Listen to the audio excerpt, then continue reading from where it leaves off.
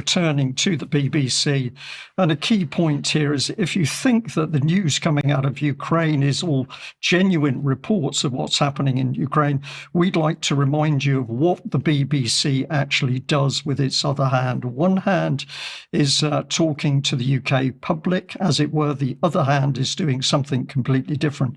And the first thing to do is to remind people of the work of BBC monitoring.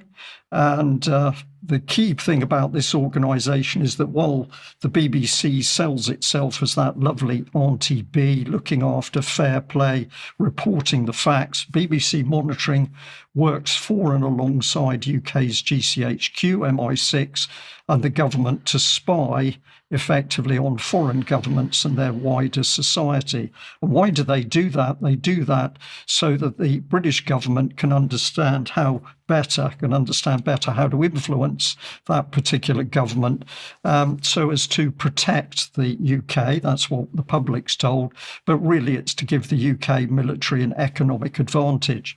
Now, if that's BBC monitoring, we also need to look at BBC Media Action. We've talked about this organisation in relation to Syria, but of course they're embedded in many places, including Eastern Europe and Ukraine in particular. This is their headline page. We can have a look at what they say. They're only there to help promote trusted information and platforms for peaceful debate. They do, of course, call for more weapons to go into Ukraine, but it's all for peaceful debate. And if you have a look at the partners, we haven't got time to go through them all, what you will find in such organisations as the National Democratic Institute and USAID is these organisations only put money into an organisation such as Media Action if they can gain advantage for the United States as a whole.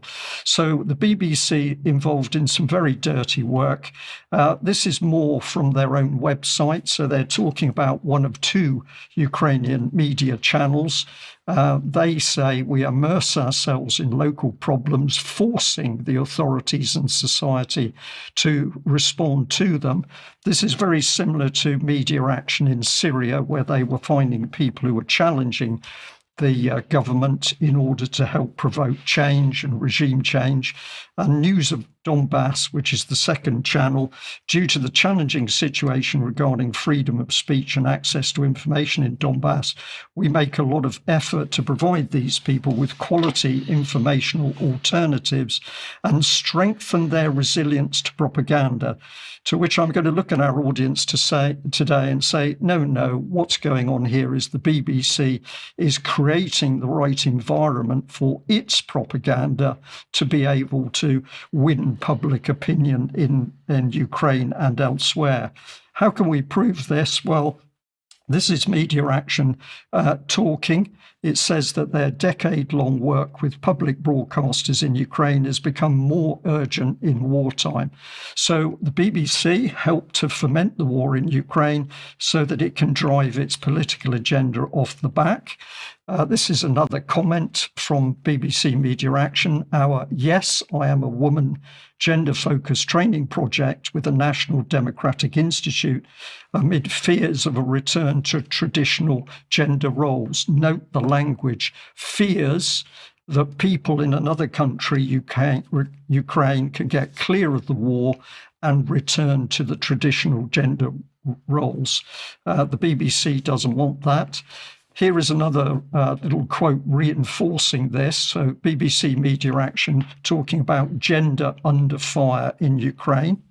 And Sally Gowland, who is the senior research manager for BBC Media Action, cynically uses the slaughter of hundreds of thousands of Ukrainian men as the opportunity to research the suffering of Ukrainian women. Ben, I look at you as I researched that some of this is so despicable, so cynical, so dark. It's beyond me how a woman such as Sally Gowland can actually do this. But let's continue. We've got here changing gender roles in conflict in Ukraine, a research study. So if we put a label on this, there's no mistaking what BBC Media Action is doing. They are running amok in Ukraine in order to change traditional gender roles in order to bring people to the roles that the BBC thinks people should have. This is another initiative, Visible, supporting the inclusion of LGBTQI+ communities in Ukraine. And my comment on this is, while brave Ukrainian men are fighting for their country, BBC Media Action cynically uses the war to help reframe Ukrainian society and the BBC's image. But of course, it goes on here. Let's bring this one in. Ukraine is also part of our humanitarian communication support project, through which we've supported Suspilny. That's a long-standing, or was a long-standing, Ukrainian media channel. Their regional operations in the east of the country and within the oblasts, and they're dealing with mentoring, lifeline training, personal protective equipment, hostile environment training, security consultations, and strengthened connections with humanitarian agencies. This is nothing to do with the BBC promoting the truth. This is burying into Ukrainian society to reframe society in the BBC's model.